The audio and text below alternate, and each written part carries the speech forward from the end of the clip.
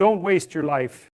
There is something ancient, something buried deep within the psyche of every person that knows with cold, unrelenting certainty that time is not infinite, that life is not a rehearsal, and yet we drift, we scroll, we sleepwalk through entire decades as if the consequence of wasting them were negligible, as if existence were a sandbox rather than a furnace.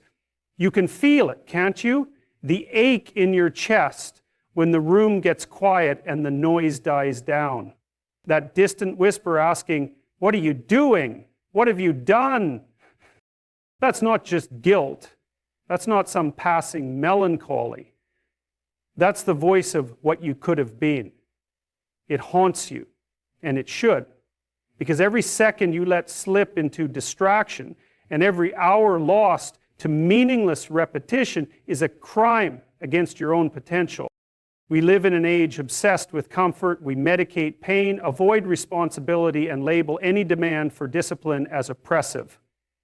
We are told to follow our bliss, chase our happiness, live our truth. Phrases that sound poetic but are often weapons wielded by fear to keep you exactly where you are, comfortable, numb, dying slowly while pretending you're living. But there is a terrifying question staring us all down. What if your life ends before you wake up to live it? You don't get to rewind this. You don't get to press pause until you're ready. The world doesn't care if you were tired, if you were confused, if your parents didn't support you, if your friends didn't believe in you. Life is merciless in that regard. And here's the real tragedy. It's not that people fail, it's that they never even begin. You think safety is in staying still, but stagnation is just a slow form of decay. Do you know what happens to a person who has no aim, who refuses the call to responsibility? They rot. Their mind shrinks, their soul gets quieter, their body gives up. And then they look back 5 years, 10 years, a lifetime, and they see a wasteland of unused opportunities and unlived days. And you have to ask yourself this, what are you trading your life for? Because you are trading it every day, every hour. And if what you're getting in return is cheap, then you're selling yourself at a catastrophic loss. The ancient stories weren't written for entertainment. They were warnings. Warnings about what happens when you run from the dragon rather than face it. When you neglect your responsibility rather than bear it. They show you with brutal clarity that the man who refuses the journey decays, and the man who takes it, despite his fear, despite the chaos, emerges transformed, redeemed, whole.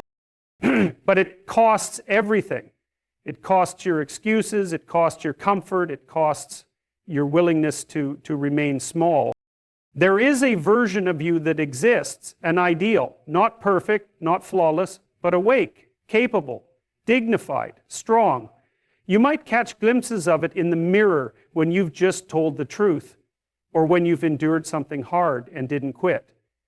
That version of you doesn't live in fantasy. It's forged in the fire of discipline. It is constructed brick by brick in the quiet hours of work, sacrifice, and repetition. And you might say, but I'm afraid. Of course you are. You're supposed to be. Fear means it matters. Fear means there's something at stake. But that fear, if you step into it, becomes courage, not the absence of fear, the mastery of it, the ability to feel it fully and still move forward. The world is not waiting for you to be perfect. It's waiting for you to show up, to stand up straight, to speak the truth, especially when it shakes your voice, to set a goal so high it terrifies you, and then move toward it anyway, even if it's only an inch at a time. That is the path out of the pit. That's the way of meaning. And meaning is not some decorative luxury. It's what protects you from the nihilism that lurks in every shadow. It's what gives you the strength to carry suffering, which is guaranteed, without being broken by it.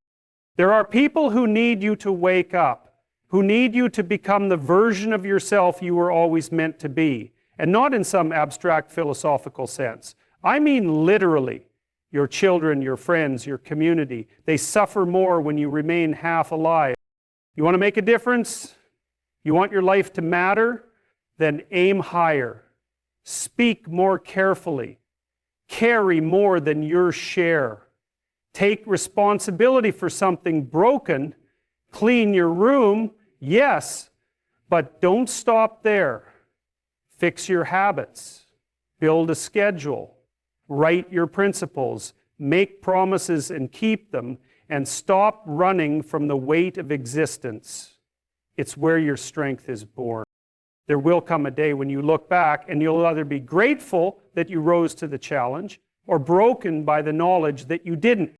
You cannot afford to waste this. You cannot afford to pretend tomorrow is infinite, because it isn't. Because someday you will wake up and realize the future is gone, and what remains is what you built or what you allowed to rot. Do not waste your life